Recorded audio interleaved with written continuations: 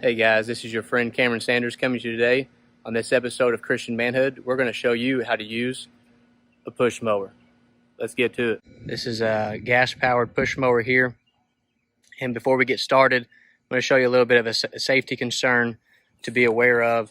This here, of course, is the main body of the push mower. This is what we call the deck.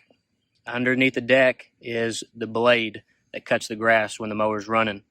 We want to be very careful not to get any fingers, any feet underneath there when it's running, because you will lose them, and we don't want that to happen. That would be a very bad thing. So we would just want to make sure we're aware of that before we look at everything else. All right, before we operate our push mower today, we're going to have a little checklist of things to look at and to get familiar with before we operate it.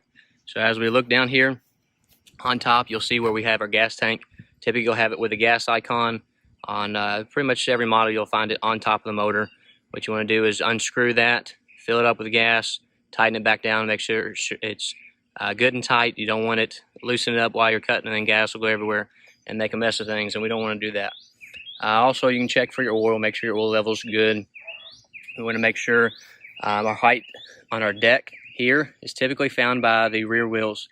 On this particular model, one adjustment here, I go lower, it's going to bring the whole thing down. Some motor models will have an adjustment for each individual wheel that you'll have to adjust, but for this one we just do one.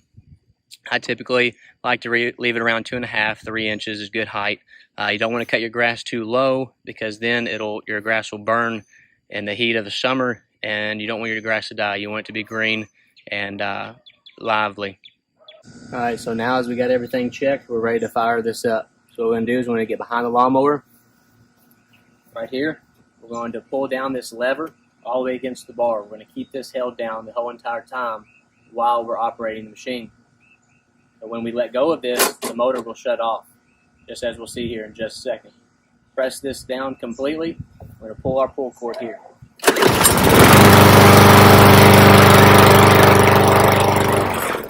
All right, as you can see here, we cut a nice couple strips. We're going to show you guys how to line up your lawnmower to cut a nice straight line each and every time, because as a man, we want to do it right and we want to make it look good. All right, when lining this push mower up, we're going to use a little guidelines here. We're going to use the mower itself. Of course, here I like to typically use the air filter, the edge of the motor, or just inside that wheel line. We want to put that right where between the tall grass and the grass we just cut, the short grass. Why we want to do that is because the deck overhangs just a little bit over that wheel, and we want to make sure we go over our line there, because we don't want to miss any little blades that might be sticking up. We want to make sure it's all good and cut. So as we go down, make sure it's nice and steady all the way down, lined up right there on the edge of the motor. When you go down, you're going to have to turn around and come the other way. So what you're going to do is just simply line it up on the other side of the motor, right on the edge of the motor, or right inside that wheel line will be just fine. Let that deck overhang a little bit and to get all those blades we might have missed. So here we go.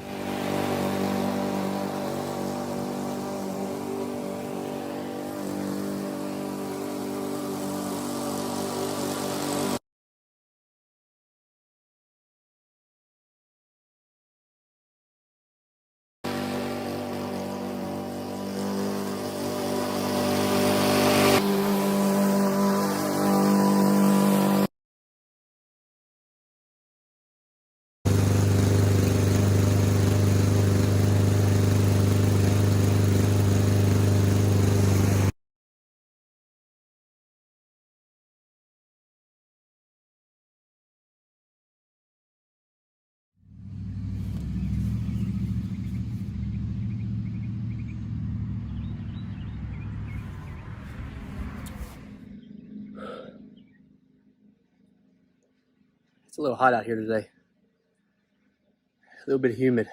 Feeling it. I need to kind of sit down. First, yeah, finish it off. Get you a large glass of that sweet iced tea. Oh, it's good. It's real good. You got to finish it with that. See, what's good about being a man, when you do a little bit of work, sweat a little bit, you know, at the end of the day, you finish it, you can look back over your work, feel like you accomplished something. Makes you feel a little bit good about yourself. But most importantly, where we fail, I believe, is it ain't in and of myself that I can do this work.